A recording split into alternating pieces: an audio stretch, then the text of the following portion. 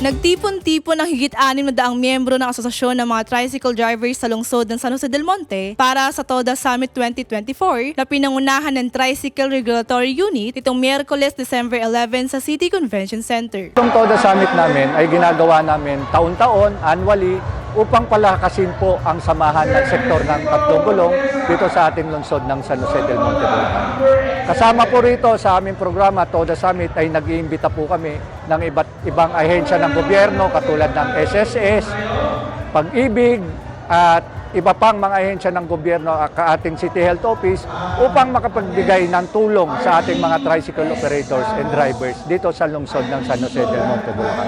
Po ay nagpapakita na talagang ang TODA dito sa lungsod ng San Jose del Monte ay buo, hindi nagkakawatak-watak at sama-sama po patungo sa pag-unlad po ng ating syudad. Bahagi ng taunang selebrasyon ay ang pagkilala sa mga natatanging tricycle driver na nagpakita ng kanilang katapatan, maging ang mga TODA na nagkamit ng 100% sa pagre-renew ng Motorized Tricycle Operators Permit para sa taong 2024. Magmula nung nag-retire ako, wala naman bali, ako sa ibang TODA. doon ako nagkaroon ng second chance na magkaroon ng trabaho, ma'am, dahil sa pagmamaneho ng Wala naman po tricycle. sa Proud po ako na mapabailang ulit dito sa 2024 Tricycle Summit dahil nakita namin ang pagmamahal ng aming mayor at mahal na si ate Pong Rida sa pagmamahal niya sa tatlong gulong, ma'am.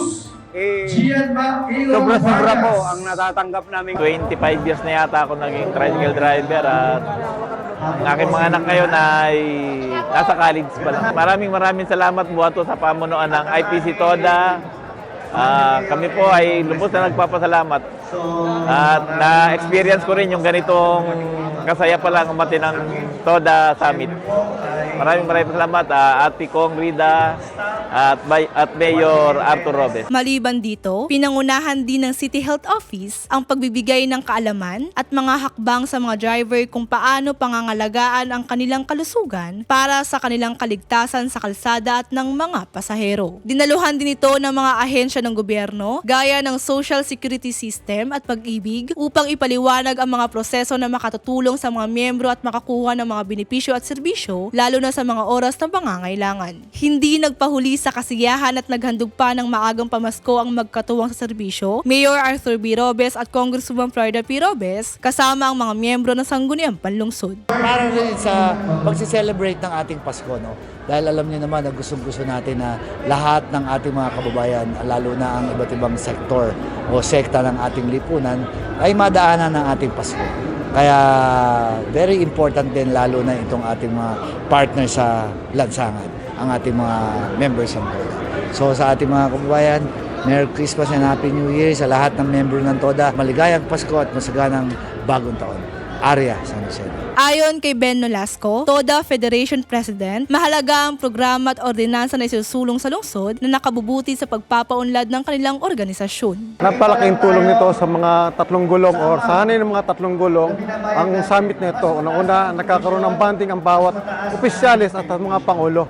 Isang bagay yun na maraming natutunan ang mga miyembro at ang mga opisyalis sa aming ginagawang TODA Summit. Sa tulong naman ng ating nila ate kong tsaka ni Mayor, sobra-sobra yung tulong na pinagkakalob sa amin. Maituturing na isang marangal na trabaho ang pagiging tricycle driver. Kaya naman ang mga ganitong kaganapan ay pagkakataon upang kilalanin ang kanilang kontribusyon tungo sa isang ligtas, maayos at mas epektibong sistema ng pampasaherong transportasyon. Para sa Balitang San Joseño, ako si Arya Moblianda, Public Information Office.